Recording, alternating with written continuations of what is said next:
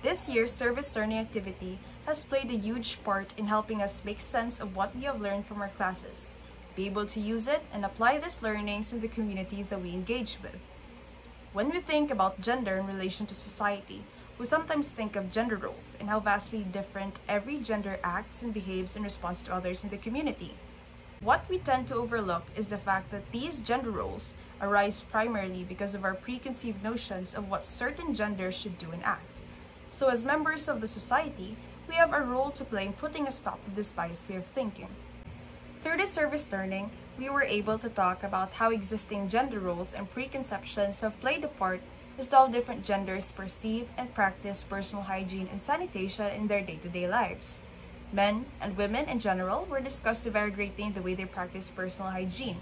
Subsequently, there is also a huge distinction in the amount of chores that men and women do in the house in terms of sanitation. And so we hope that through the talk we conducted in Pavia National High School, the students were able to understand the importance of taking care of themselves, because no matter your gender or sexual orientation, everyone should equally practice good personal hygiene and sanitation.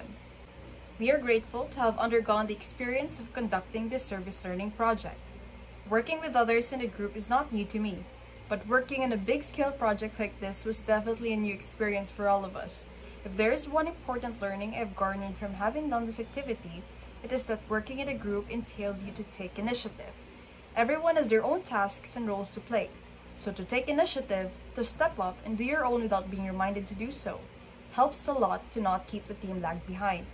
Because everyone in our class took the initiative to address our problems at hand as early as possible, we were able to prepare efficiently and see the service learning project come into its fruition.